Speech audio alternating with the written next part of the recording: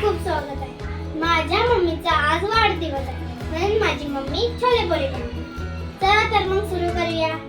आज मी छोले चण्याची भाजी व पुरी बनवून दाखवणार आहे. एका वाडग्यात पाव किलो छोले चणे स्वच्छ धुवून घेतले. आता ते भिजत ठेवण्यासाठी त्यात पुरेसे पाणी घालूया.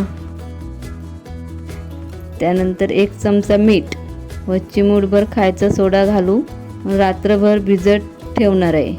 त्यामुळे छोले चणे चांगले फुगतात आणि शिजायला सोपे जाते. छोले चणे छान भिजले आहेत. आता ते भिजत ठेवलेले पाणी काढून टाकू. त्यानंतर स्वच्छ पाणी घालू, कारण भिजलेल्या पाण्यावर थोडा फेस येतो.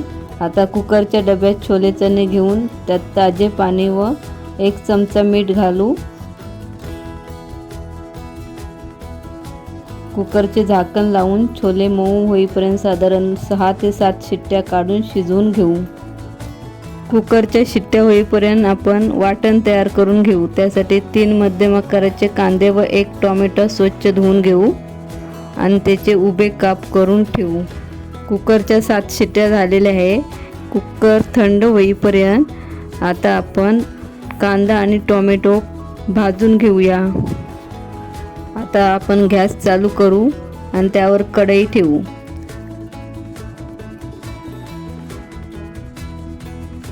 कढई चांगली तापली की त्यात 1 चमचा तेल घालूया.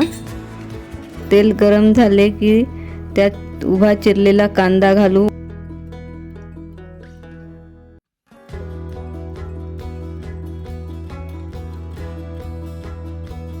त्याच्यात चिमूटभर मीठ टाकू, म्हणजे ते कांदा पटकन शिजतो. कांदा सोनेरी रंग येईपर्यंत छान परतून घेऊ. कांद्याला सोनेरी रंग आलेला आहे. नंतर ताटात काढून ठेवू. आता कढईत अर्धा चमचा तेल घालू. तेल गरम झाल्यावर त्यात चिरलेला टोमॅटो घालू.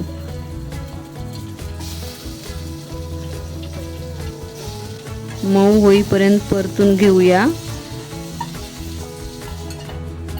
टोमॅटो मऊ झालेले आहेत. टोमॅटो छान मऊ झाल्यावर तोही ताटात काढून घेऊ. आता वाटण थंड झालेले आहे. कांदा आणि टोमॅटो मिक्सरच्या भांड्यात घेऊन त्याची बारीक पेस्ट तयार करून घेऊ. आपले छोले चण्याचे वाटण तयार झालेले आहे. उकडलेले छोले चणे डिशमध्ये थोडेसे काढून घेऊया. छोले चणे छान मऊ शिजले आहेत. डिशमध्ये काढलेले चणे चमच्याच्या साहाय्याने मॅश करू. गॅस चालू करूया व त्यावर टोप ठेवू. टोप तापला की त्यात 3 चमचे तेल घालू.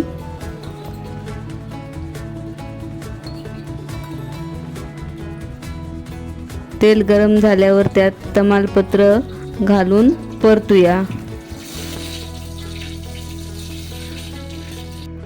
आता तयार केलेले कांदा टोमॅटोचे वाटण घालून चांगले ढवळून घेऊ.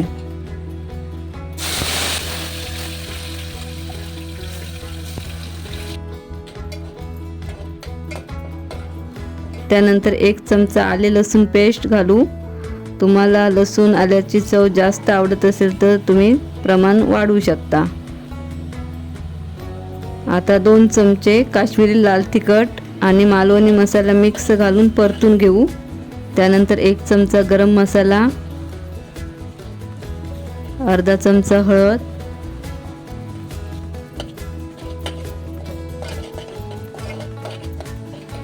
आणि 2 चमचे छोले मसाले घालून सर्व मसाले छान परतून घेऊ.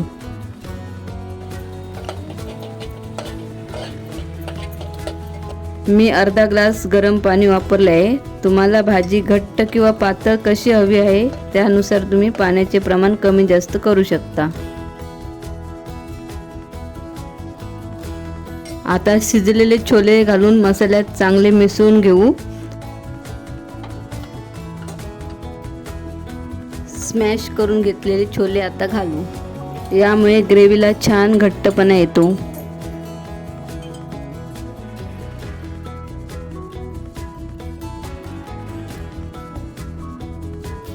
आता गॅस बारीक करून झाकण ठेवू आणि एक चांगली उकळी येऊ देऊ. झाकण उघडून पाहूया. छोले चण्याची भाजी छान उकळून तयार झाली आहे. गरमागरम छोले चण्याची भाजी एका वाटीत काढून घेऊ.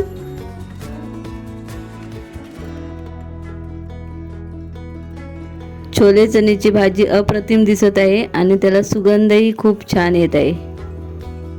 पुरी करण्यासाठी एका वाडग्यात चवीनुसार मीठ घालू. 2 वाट्या गव्हाचं पीठ,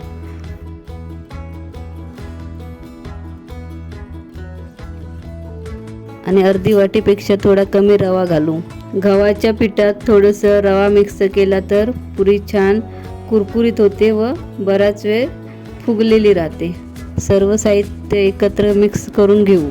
त्यानंतर आवश्यकतेनुसार पाणी घालून पीठ घट्टसर मळून घेऊ. पीठ मळताना थोडेसे तेल लावून पुन्हा मळून झाकण ठेवून 15 मिनिटे ते अर्धा तास ठेवून देऊ. अर्धा तास झाला आहे. तर पीठ पुन्हा एकदा हलकेसे मळून घेऊ आणि त्या पिठाचा एक मोठा गोळा घेऊन पोळीप्रमाणे गोल लाटून घेऊ.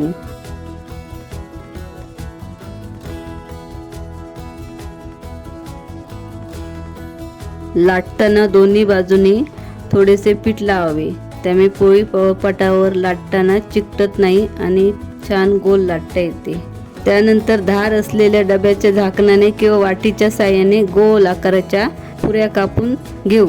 मी येथे छोट्या मिक्सरच्या झाकणाचा वापर करून सर्व पुऱ्या एकसारखे गोल आकारात तयार करून घेतल्या आहेत.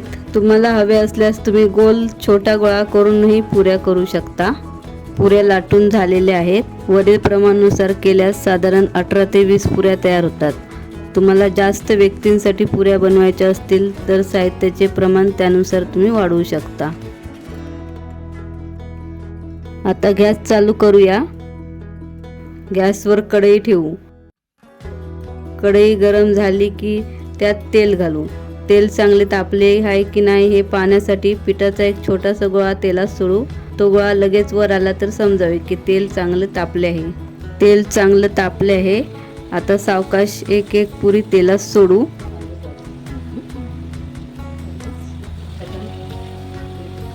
तळून झालेली पुरी झाऱ्याच्या साहाय्याने बाहेर काढू व ती जाळीदार प्लेटवर ठेवू. त्यामुळे जास्तीचे तेल निटून जाईल. सर्व पुऱ्या तळून झालेल्या आहे. आता ते एका ताटात टिश्यू पेपरवर काढून घेऊ. त्यामुळे अतिरिक्त तेल शोषले जाईल.